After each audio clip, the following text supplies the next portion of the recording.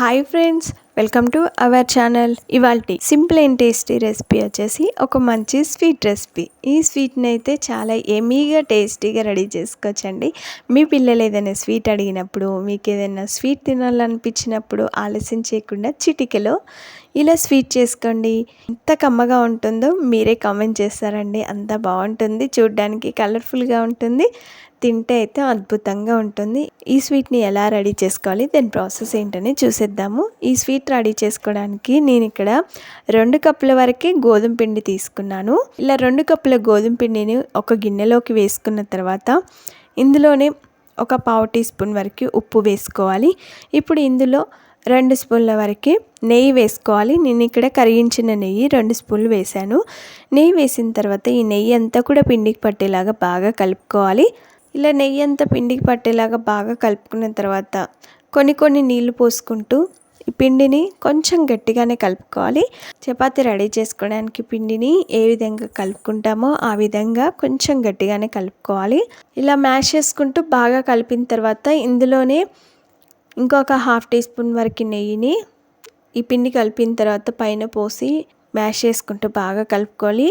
పిండిని ఎంత బాగా మ్యాష్ చేసుకుంటూ కలుపుకుంటే ఈ స్వీట్ అంతా రుచిగా ఉంటుంది. ఇప్పుడు ఈ బౌల్పై మూత పెట్టి దీన్ని పక్కన పెట్టేద్దాం. ఈ పిండిని 10 నుండి 15 నిమిషాల పాటు నానబెట్టుకోవాలి.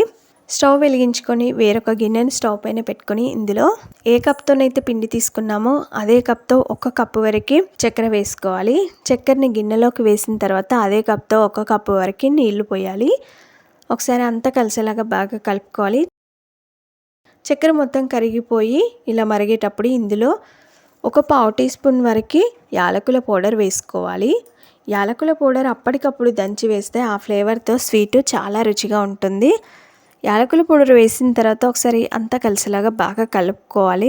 ఇంకొక పక్కన ఒక చిన్న మిక్సీ జార్ తీసుకొని అందులో ఒక 1/2 కప్పు వరకు బాదం పప్పులు, అలాగే 1/2 కప్పు వరకు పుట్నాలు, 1/2 కప్పు వరకు బెల్లం తురుము వేసుకొని మిక్సీపై మూత పెట్టి మెత్తని పౌడర్ లాగా మిక్సీ పట్టుకోవాలి.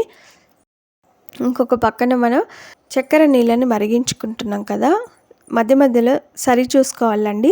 చక్కెర నీళ్ళు కొంచెం జిగురుగా కొంచెం తిక్కుగా అయినట్లయితే మనకి ఈ స్వీట్కి కరెక్ట్ కన్సిస్టెన్సీలో ఉన్నట్టు. ఈ విధంగా వచ్చినట్లయితే మనం స్టవ్ ఆఫ్ చేసుకొని ఇప్పుడు ఈ బౌల్పై మూత పెట్టి ఈ చక్కెర నీళ్ళని పక్కన పెట్టేద్దాం. ఇంకొక పక్కన మనం పిండి కలుపుకొని కూడా 10 నుండి 15 నిమిషాలు అయింది. ఒకసారి పిండిని అంతా కూడా చాపింగ్ బోర్డ్ పైన కానీ చపాతీ పీట పైన పెట్టుకొని అంతా కలిసేలాగా బాగా కలుపుకోవాలి. మ్యాష్ చేసుకుంటూ బాగా కలుపుకున్న తర్వాత కొంచెం పిండి ముద్దని చేతిలోకి తీసుకొని ఇలా రౌండ్గా బాల్ లాగా రెడీ చేసుకున్న తర్వాత చపాతీ పీట పైన లేదా చాపింగ్ బోర్డ్ పైన పెట్టుకొని పల్చని చపాతీలాగా రెడీ చేసుకోవాలి. మధ్య మధ్యలో పొడి పిండి చల్లుకుంటూ పల్చని చపాతీలాగా రెడీ చేసుకోవాలి. ఇలాంటి అంచులు షార్ప్గా ఉన్న ఒక బౌల్ని తీసుకొని ఈ బౌల్తో చపాతీని ఈ విధంగా కట్ చేసుకోవాలి. ఎన్ని చపాతీలు వస్తే అన్ని చపాతీలాగా కట్ చేసుకోవాలి. కట్ చేసిన ఈ చిన్న చపాతీలని ఒక ప్లేట్లోకి తీసుకుందాం. ఇప్పుడు స్టవ్ పైన చపాతీ ప్యాన్ పెట్టుకొని అది వేడిన తర్వాత ఒక 2 చుక్కల వరకు నెయ్యి వేసుకోవాలి. ఒక్కొక్క చపాతీని దానిపైన వేసుకొని మంచి కలర్ వచ్చేంత వరకు కాల్చుకోవాలి. 2 సైడ్లు కూడా మంచి కలర్ వచ్చేంత వరకు ఫ్రై చేసుకున్న తర్వాత వీటిని ప్లేట్లోకి తీసుకుందాం. ఇవి ఫ్రై చేసుకునేటప్పుడు స్టవ్ని హై ఫ్లేమ్లో పెట్టుకొని ఫ్రై చేసుకున్నట్లయితే పొంగుతూ చాలా బాగా వస్తాయి. రెడీ చేసుకున్న అన్ని చపాతీలను కూడా ఇదే విధంగా రెడీ చేసుకోవాలి. ప్యాన్ పైన ఒక 2 చుక్కల నెయ్యి వేసుకొని రెడీ చేసుకున్న చపాతీ వేసుకొని ఒక సైడ్ ఫ్రై అయిన తర్వాత దాన్ని రెండో వైపు తిప్పుకొని దాని చుట్టూ కూడా నెయ్యి వేసుకొని రెండు వైపులా కూడా మంచి కలర్ వచ్చేంత వరకు ఫ్రై చేసుకున్న తర్వాత వీటిని ప్లేట్లోకి తీసుకుందాం. నెయ్యితో కాల్చుకుంటాం కాబట్టి ఎంత కమ్మగా ఉంటాయండి.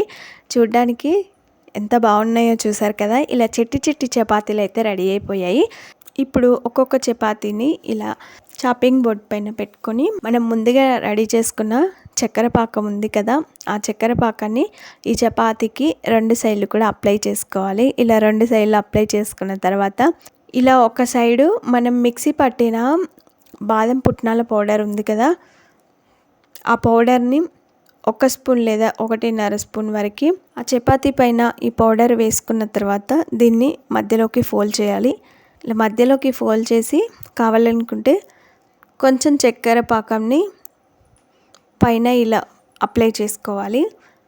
ఇలా రెడీ చేసుకుని ఈ స్టఫింగ్ చపాతీని సర్వింగ్ ప్లేట్లకు తీసుకుందాం. తర్వాత ఇంకొకటి రెడీ చేసి చూపిస్తానండి. ఫస్ట్ ఒక ప్లేట్ పైన మనం కాల్చుకున్న చపాతీ పెట్టుకొని దాని మీద మనం చక్కెర పాకం అప్లై చేసుకోవాలి. ఒక సైడు ఇలా చక్కెర పాకం అంటించుకున్న తర్వాత రెండో వైపు తిప్పుకొని రెండో వైపు కూడా చక్కెర పాకం పోసి అంతటా వచ్చేలాగా అంటించుకొని ఇలా ఒక సైడు మనం రెడీ చేసుకున్న బాదం పుట్నాల పౌడర్ని 1 స్పూన్ లేదా 1.5 స్పూన్ వరకు చపాతీకి ఒక సైడు ఇలా వేసుకున్న తర్వాత దీన్ని ఫోల్డ్ చేసుకోవాలి. ఇలా ఫోల్డ్ చేసుకొని వీటిని సర్వింగ్ ప్లేట్లోకి తీసుకోవాలి. అన్ని చపాతీలను కూడా ఈ విధంగా స్టఫింగ్ మడత చపాతీలాగా రెడీ చేసుకొని సర్వింగ్ ప్లేట్లోకి తీసుకొని సర్వ్ చేసుకుంటే అంతేనండి. చూడ్డానికి ఎంతో కలర్ఫుల్గా నోటికి ఎంతో కమ్మగా రుచిగా అనిపించే స్టఫింగ్ చపాతీ అయితే రెడీ అయిపోయింది. చూసారు కదా ఎంత బాగుంటుందో. ఇది తింటుంటే జ్యూసీగా బాదం పుట్నాల పౌడర్ పెట్టాం కదా, లోపల ఆ స్వీట్తో ఎంత కమ్మగా ఉంటుందో. మీరు ఈ స్వీట్ని ఒక్కసారి ట్రై చేశారనుకోండి, ప్రతిసారి ఇలాగే కావాలని అడగక మానరు, అంత బాగుంటుంది. స్టఫింగ్ మడత చపాతీని ఎలా రెడీ చేసుకున్నామో చూసారు కదా. చూస్తేనే మీకు నోరూరుతుంది కదా. ఆలస్యం చేయకుండా గోధుమ పిండితో మీరు కూడా ఇలా ట్రై చేయండి. మీకు ఎలా వచ్చింది, టేస్ట్ ఎలా ఉందనేది కామెంట్ చేయండి. Thanks for watching. Bye bye.